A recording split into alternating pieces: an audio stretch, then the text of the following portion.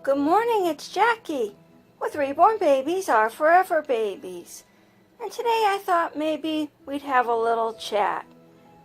I was watching some of your videos and some of your online streams the last couple of days, and it occurred to me that the conversation of selling babies and wishing that we had never sold them comes up quite often. And so I decided I would get little Eloise here changed into a new outfit, and I was doing her hair, and I was thinking to myself, I wonder if people wonder how much we really play with our babies outside of the YouTube spotlight. And I thought, this would be a great topic for me to touch on, seeing as the majority of the time what you guys see of me is role play with my baby dolls. And to be totally honest with you, both topics in my situation tie in together. So let me tell you a little bit about myself, which I normally don't do, but I've been doing a lot of play videos and wacky Wednesdays and theme Thursdays that none of you have really had the opportunity to hear me talk about me and my life lately and what's going on. So I'd like to start with doll collecting. Now I know that many of us out there are different types of collectors, and let me bring it to you in this perspective. On any given day when you go on eBay or Facebook and you look at Reborn dolls or silicone baby dolls or any doll just in general, you will find literally thousands and thousands of dolls up for auction and for sale. But how many of those babies do you actually see after they go through the selling point? Do we see on our YouTube channels? Probably, I gotta say, probably 4-5%. And I'm being generous with saying 4 or 5%. I think the majority of the people that are purchasing the dolls that are out there are purchasing them for either a loved one, a child, a collector, and this is where I come in.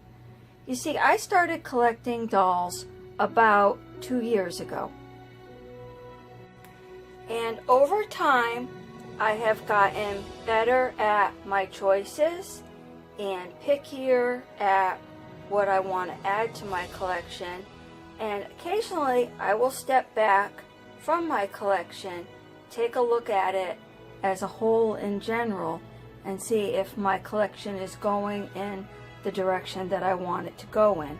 Because I look at these babies, one, as a huge investment. I mean, we work really hard to pay for these babies. And two, is it the type of piece that I myself want to add to my collection? Which brings me to the next topic. The next topic is, have you ever sold a doll and regretted it after you sold it? I have had a lot of dolls, and I've got to tell you, once. I have only had one baby so far that I have added to my collection and regretted it immensely after I sold. You see, when I first started collecting, all I knew is they were gorgeous. And this is, I'm going to share a story with you right now that I have never shared with any. Well, I have shared this with probably 4 members of the community since I started making YouTube videos. I was a very, very sick child. It is a miracle beyond miracles that I'm even here. But, there's a purpose for everything, and I feel that our life events are why and who make up the chemistry of who we become as adults. But when I was 7, I had a kidney that died inside of me, and my kidney made me so sick that I had dropped down to about 35 pounds. I was 7 years old, couldn't hold water down, had already spent a week in the hospital having all kinds of tests done to me, and then they sent me home because they just didn't know what was wrong with me. And I got to the point where I couldn't even hold water down, and just about died that year. My father one night was just scared to death. I couldn't even walk up the bedroom stairs to go to bed, and I remember my dad picking me up and carrying me upstairs to the bedroom. The following day they took me to see a kidney specialist, where they found out that I had I had to have emergency surgery. And this was like we're talking about in the 70s. So, this was like a 12 to 15 hour operation. I was unconscious for a couple of days after the surgery, and I was told that I pretty much died on the table, that it's a miracle that I'm here. But, that aside, what I'm getting at is that year I wanted a baby. I didn't have dolls, and we were extremely poor. I mean, poor, like, I see people that say, oh, give me a doll, I don't have any money. You know what? I came from a family where you were lucky if there was enough food for dinner, if there was something nice to put in your lunch sack the next day. Always having to ask other kids, can I have a pencil? And it wasn't that we were bumming pencils, it's we didn't have pencils. And so that year my father's parents asked me what I wanted for Christmas, and I told them I wanted a talking baby Tenderlove doll. I wanted this baby so bad.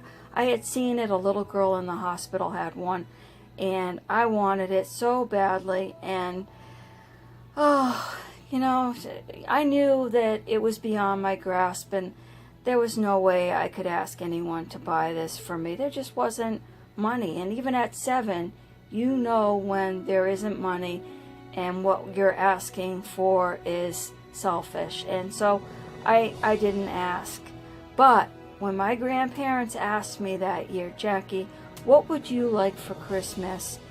I knew it was a treat for me for all what I had gone through that year. And I whispered, I climbed up on my mame's lap, and I whispered in her ear that I would like a talking baby Tenderlove. Well, I did get that baby for Christmas that year, and I've got to tell you, it's probably the most wonderful Christmas present that I have ever received my entire life. Well, I was very sick and a very nervous child. And, when you're that sick and you miss a few months of school and you're already much smaller than the other kids in your class because you weren't growing properly, and all, some other things involved, just very nervous and very sickly. I spent a lot of time on the couch with my baby doll, and I love that doll. It was like almost one of my only toys. But I also bit my fingernails a lot. And, when I got to the point where my fingernails bled, my fingers bled, I turned to my talking baby Tenderlove, and I chewed the fingernails off my baby. Oh, I regret it still. But I did it. And, that baby helped me make it through many, many years of not feeling well and dealing with other issues that I was having in my life. Well, You know, over the years, my friends would get babies for Christmas and for their birthdays, and I wanted a baby doll so bad, but all I had was that one doll. That was the only doll that was ever given to me. And so when my friends would come over, I would hide my baby in the closet or under the bed, and I would tell my friends I don't play with dolls. Well, I did play with dolls, but I didn't want my friends to see what I had done to my lovable, beloved talking baby Tender Love doll.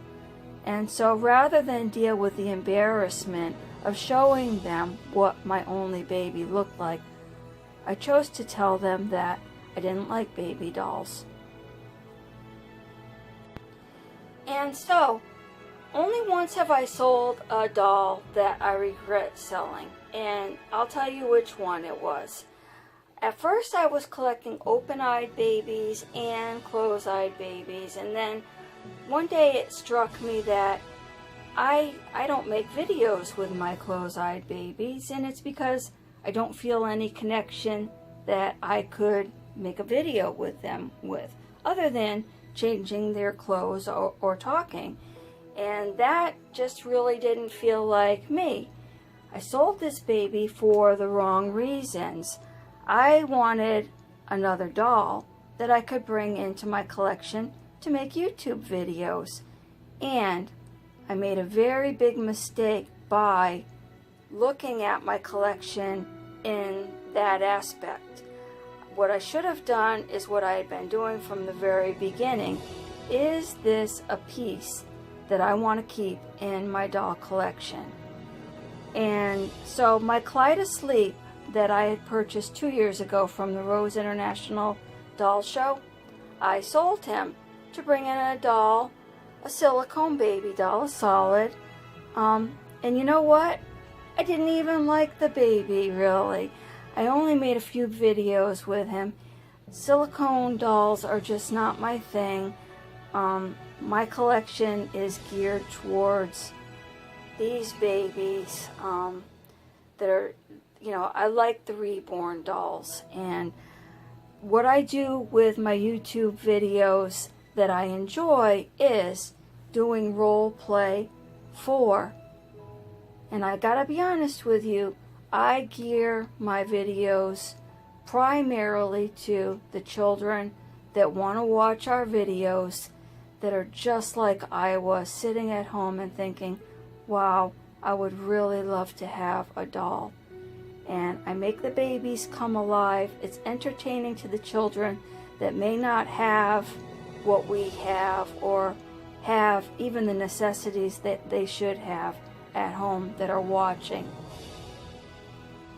So the next time you think about selling a baby, stop and ask yourself, why do I collect dolls?